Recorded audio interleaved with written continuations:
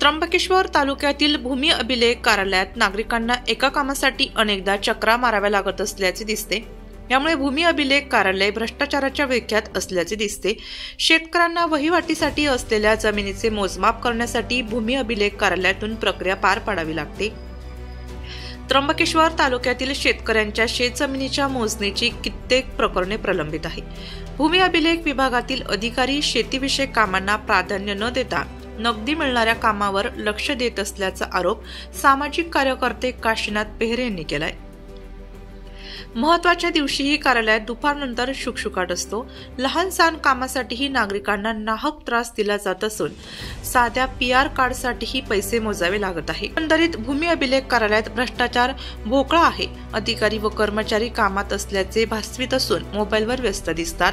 शेतकऱ्यांच्या शेताची मोजणी करण्यासाठी भूमापकांची संख्या कमी असल्याचे कारण दाखवून प्रलंबित प्रकरणे कार्यालयात धुळखात पडलेली आहेत। पण भूमी अभिलेख कार्यालयाचा गलथान कारभार रोखण्याकडे दुर्लक्ष होत असल्याचे दिसते। पैसे घेऊन काम करणाऱ्या कर्मचारी व अधिकाऱ्यांवर आळा घालण्याची मागणी सामाजिक कार्यकर्ते काशीनाथ पेहरे यांनी केली। या संदर्भात अधिक माहिती सामाजिक कार्यकर्ते काशीनाथ पेहरे यांनी दिली।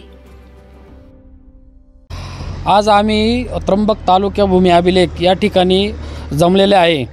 निवृत्तीभाऊ लिलके, विजूभाऊ, तसेच भास्करभाऊ खोसकर, तसेच कैलास भाऊ मिंदे, तसेच आमचे सोयरे गमेदाजी खोडे मामा, आमचे गणेश लांगे, हे सगळे आम्ही जमलेले आहे। इथं वारंवार तक्रार होत आहे। इथं भूमी अभिलेखामध्ये गट स्कीमसाठी नकलेचा अर्ज दिलेला हा साधारण आता आचार्य साहेबांची आमच्या विचारणा झाल्यास त्यांना आम्ही विचारणा केलं की गट स्कीमचा अर्ज दिल्यानंतर किती दिवसात गट स्कीम चतुर्सीमा नकाशा या भेटले पाहिजे।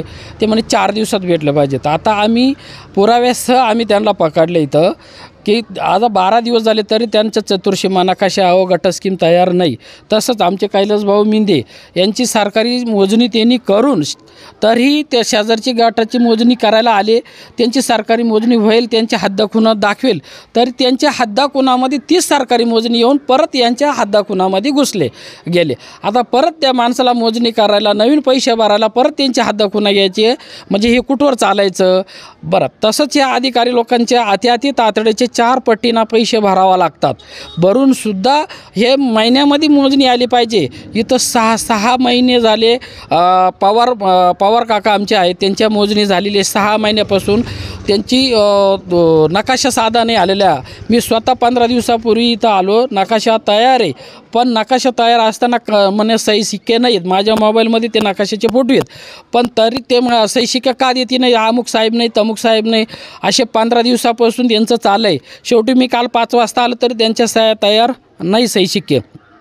त्यामुळं आज आम्ही सगळे सरपंच व ग्रामस्थ सगळे जमलेले या तालुक्यामधील आता या ठिकाणी आम्ही त्यांना जाब विचारण्यास आले तर ते म्हणे लगेच करून देतो, पण असं चालणार नाही। इथं गोरगरीब येतो, त्यांच्या शेताचं क्षेत्राचे त्यांना मोजणी करून पाहिजे असती, कारण शेजारचे दांडमेंढावरून खूप वादविवाद झालेले, आतापर्यंत कापाकपे झालेले आहेत। यामुळं लोक त्याची स्वतःची जागा मोजून घेत आहे, पण हे लोक भूमी अभिलेखवाले अधिकारी लोक हे कोणत्याही प्रमाणात व्यवस्थित व चांगले काम करती नाही।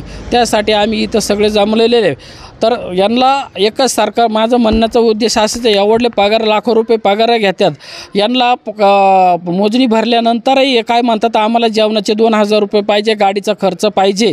एवढले 20-20 हजार रुपये जिथं 5000 भरायचे असते तिथं आम्ही 20,000 भरतो, तरी पण हे लोक वरचे पैसे मागतात। ही शासनाचं असं त्यांना शासन देत नाही का, त्यांना पगार देत नाही का, त्यांना कुठंतरी कमी पडतं आहे का? बरं, त्यांचे खिसे भरून सुद्धा हे वेळावरती काम केल्या जात नाही। याबद्दल आमची सगळ्यांची तालुक्याच्या वतीनं ग्वाही त्यांच्याकर, आणि हे झालंच पाहिजे। यापुढं असे जर चुकीचे कामं घडत जर राहिले तर आम्ही टाळेबंदी करण्यात येईल। जय हिंद। नाशिक लोकशाही न्यूजसाठी वैष्णव घोलप, त्र्यंबकेश्वर।